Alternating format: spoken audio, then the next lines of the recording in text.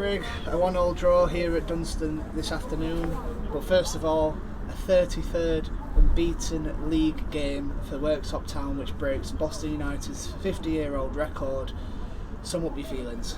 Oh yeah, immensely proud to break on the record here at such a fabulous club, and more importantly for the boys behind you, the players behind you.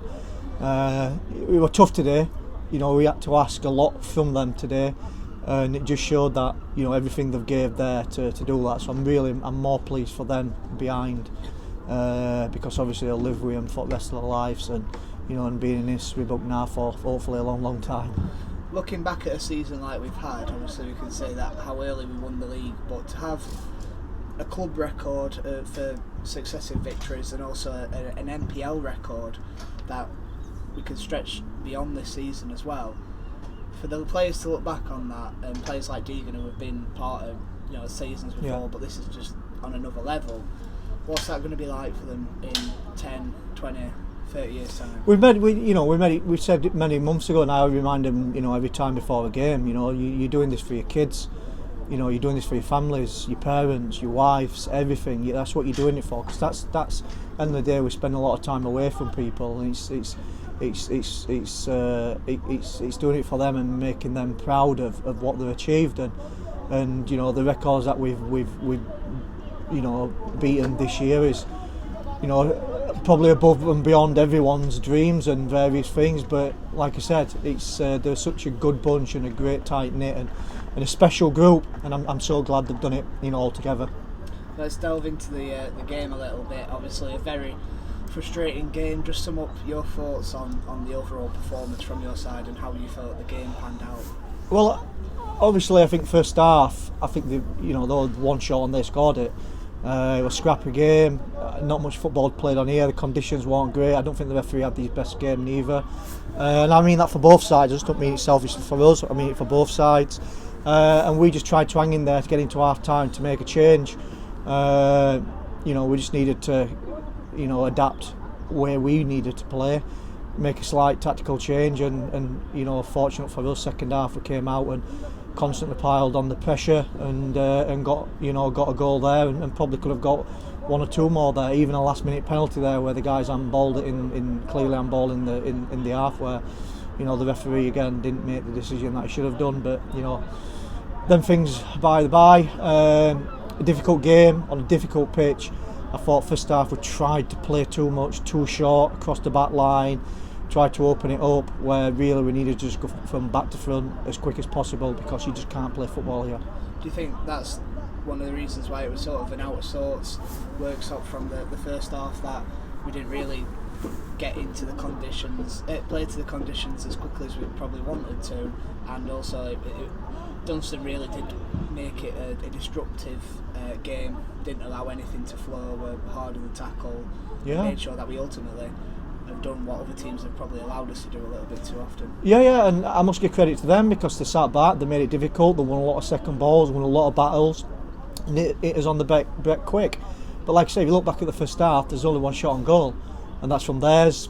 Catalogue of mistakes that's normally happen from us, but the first half we just tried just playing across the back line too many times, and then trying to go into midfield, and then trying to switch play, and every time someone tried to do it, the pitch gave way on them, or something happened, and we just couldn't do it. It's just physically impossible to play out there on that.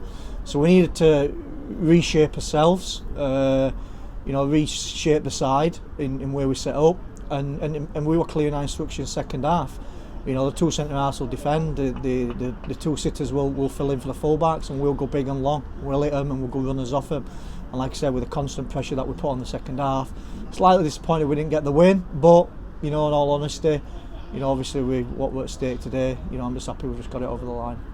And the man ultimately that we're going to get it for is come of the hour, come of the man. Yeah, I had to fall for him. 40 goals this season in all competitions, 31 in the league. Probably maybe a goal at the bottom of his piles in terms of favourites, but a very important goal, wasn't it? Very important goal, and I'm glad for him, because he's here with his kids today. and his family, and I'm glad they've seen him get the goal. I'm glad they've seen him put a good performance in. And again, we've had to ask a lot from the front three, today. And whoever's played there, I thought Liam Hardy did well when he came on. For Luke, I thought Jim Hansen put a good shift in there because obviously we used them quite a lot. And I'm pleased for Uzib. I'm pleased for all the front lads today because they had to do the ugly side of the game and come up with a lot of competition against their centre half constantly. Obviously, we ended the game with 10 men, and that the back line consisted of Tomo, Wedge, Deegan, and Josh Wilde. Considering how the side had to battle throughout the game and end the game as confidently as they did, and sort of really still on the front foot. Yeah. How much does that sort of summarise their spirit that they've got in there, that they're willing to fight for not just the club but the bodies on the pitch? Yeah, I've just said it to him after the game there. That the biggest thing that made me at half time today, I questioned. Come on, let's have a look what you got. What hearts you got, what togetherness you got. What fight you got. There's a lot at stake today. Big record to beat, and are we just going to go out on a whimper, or we're going to pull the socks up and have a good go? And you look at people putting the bodies on the line in the last 5 minutes down to 10 men with a makeshift back four, and we believe it or not, we at that point we still actually wanted to go and win the game. That's our mentality. We didn't go four at the back, four in midfield and one up top. We still left three up top. We went short in midfield, and we just hoped and tried to be thankful that the back four stuck in there and did it. I think the biggest problem I've got now with Tomo coming right back, he's just pulled me there inside. He's talking his son up as the new Gary Neville, so I think I just need to pull him down a little bit and just calm him down a little bit. He'll probably be eyeing up maybe another opportunity next week with the turnaround we've got. Thinking about a performance like today, the players in there probably don't want that 48-hour turnaround for Monday's game. No. But they've got to deal with it now. Yeah. What do they need to do to sort of rest in between that period, and how much do you think today it might take out of them on Monday? I've got to have a good think about the side for Monday. Certain things will be taken out of my hand, but also other things that I might have to just rotate well.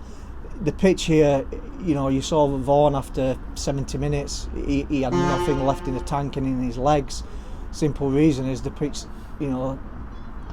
is completely just soaked his energy out of it, and every other player will be exactly the same.